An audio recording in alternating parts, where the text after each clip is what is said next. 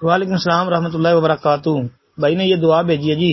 السلام علی اہل الدیار من المؤمنین والمسلمین ویرحم اللہ المستقدمین منا والمستاخرین وانا انشاءاللہ بکم للاحقون اسأل اللہ لنا ولکم العافیہ. جی کہتے ہیں جی کیا یہ دعا صحیح ہے؟ تحقیق فرما دیں محترم بھائی. صحیح مسلم وغیرہ کے اندر آپ دیکھ لیں، امی عائشہ صدیقہ رضی اللہ تعالیٰ عنہ نبی علیہ الصلوۃ والسلام سے پوچھا تھا کہ اللہ کے پیارے پیغمبر جب میں قبروں کی زیارت کروں تو کیا پڑھوں؟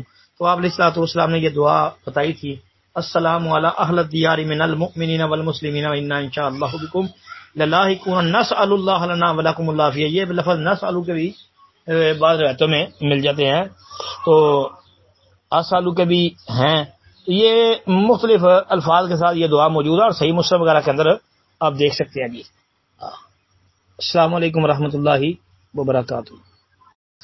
وعلیکم السلام ورحمۃ اللہ وبرکاتہ. میت کے گھر جہاں پر فوت کوئی ہوا ہو وہاں کھانا کھانے کے حوالے سے محترم بھائی کا سوال ہے. محترم بھائی پہلی بات تو یاد رکھے ہمارا موقع تو اس میں بڑا واضح اور صاف اور صریح ہے کہ ہم میت کے گھر میں اہل میت کے علاوہ کسی کے کھانے کے قائل نہیں ہیں. یہ جو لوگوں کے لیے بڑا کھانے کا اہتمام کیا جاتا ہے اور پھر یہاں تک ہے کہ چلو بعض علماء کہتے ہیں مہمان دور سے آئے ہیں وہ کھا لیں، حالانکہ یہ علماء کی رائے ہے، بس اس کے علاوہ کچھ نہیں ہے.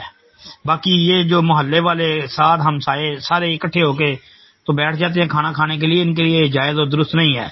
رسول اللہ صلی اللہ علیہ وسلم کا وہ فرمان اسنعوا لآل جعفر طعاما فقد آتاہم ما یشغلہم او امر یشغلہم، کہ آپ نے فرمایا تھا جب جعفر بن ابی طالب کی وفات کی خبر آئی تو نبی علیہ السلام نے فرمایا جعفر کے گھر والوں کو کے لیے کھانا تیار کرو، ان کے پاس وہ چیز آ گئی ہے، یا وہ فرمایا کہ وہ معاملہ آ گیا جس نے انہیں مشغول کر دیا ہے.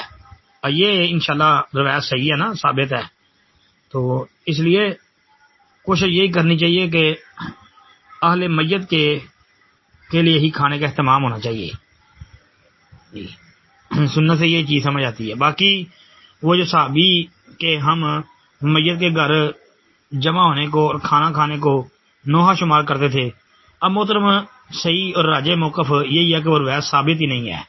سنن ابن ماجہ میں 1612 نمبر پر وہ روایت آتی ہے، اس کی سند میں اسماعیل بن ابی خالد وہ مدلس ہے، صیغہ ان سے بیان کر رہا ہے، لہذا روایت ضعیف ہے جی.